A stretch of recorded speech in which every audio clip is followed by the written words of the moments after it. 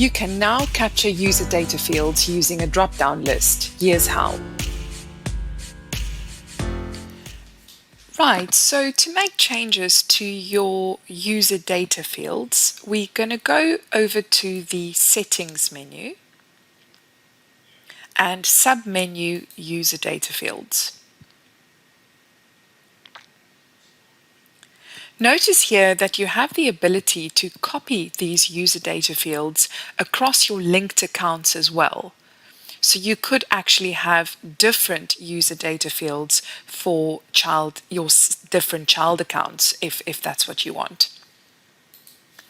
Now, moving down to the user data fields. This is where you would set up your drop-down items, which is this new feature that we're talking about today. So let's recap a little bit on user data fields. Here you will enter your custom label. Then you will select whether you want the user data field to display on the test start page and whether you want it to be mandatory or not. You also have an option to select whether you want to display it on user pages or not. And then the last option now is to display this item as a drop-down list. Here you will then enter the drop-down items and you will separate them with a comma. Keep in mind that there is a 25 character limit with your user data fields, and you want to try and keep your drop-down items as short as possible. Let's take a look at how these drop-downs display within the assessment process. So you can see here at the top we've got our 3 drop-down data fields, and that is how they display. And the user would simply select the option that they want or go back to the blank one if they don't want to answer it and it's not mandatory. So you can see that you don't want to make these items too long because otherwise they won't fit into these boxes displayed here.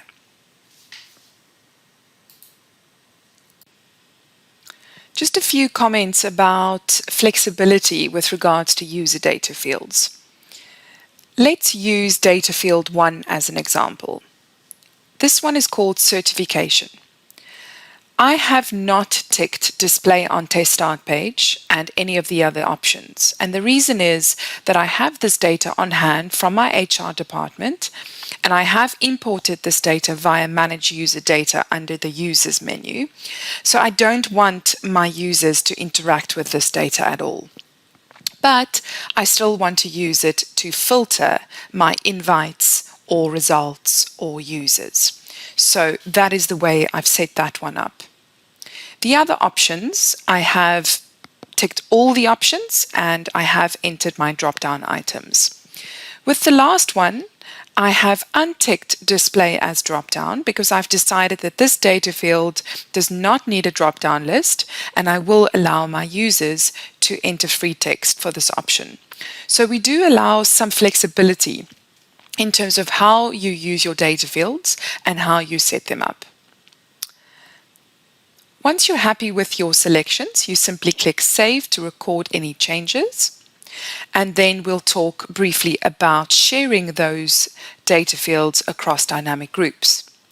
Just before we do that, I just want to recap quickly on dynamic groups. So I'm just in the results menu and I've clicked Show Dynamic Groups. And I'm just going to select one of the dynamic groups that I've set up.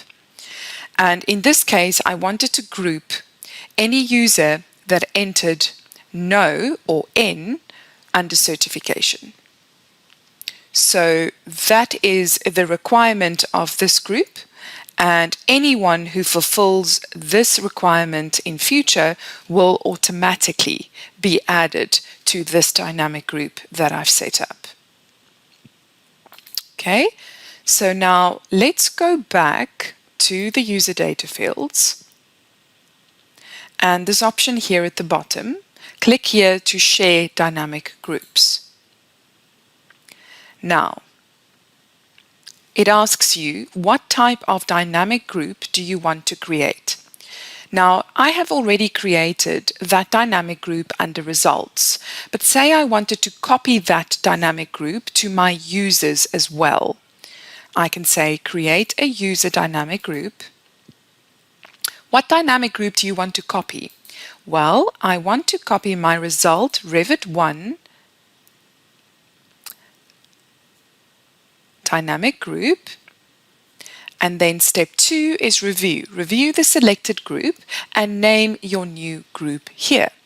So in this case, I'm going to just call it Revit 1 users. And here I can check that I'm happy with those selections and click continue. It does confirm that the new group has now been created. Let's go and check that quickly under the users menu. Show dynamic groups. Do I now have Revit 1 users in my list? And I do. And I can see that my dynamic group is working. So that's really handy. So you can do something once, you set up a dynamic group once, and then you get to replicate it across invites and users if you like. Right, so that concludes this short video on user data fields and specifically the new feature which is drop-down items. So please feel free to reach out if you have any questions with regards to this feature or user data fields.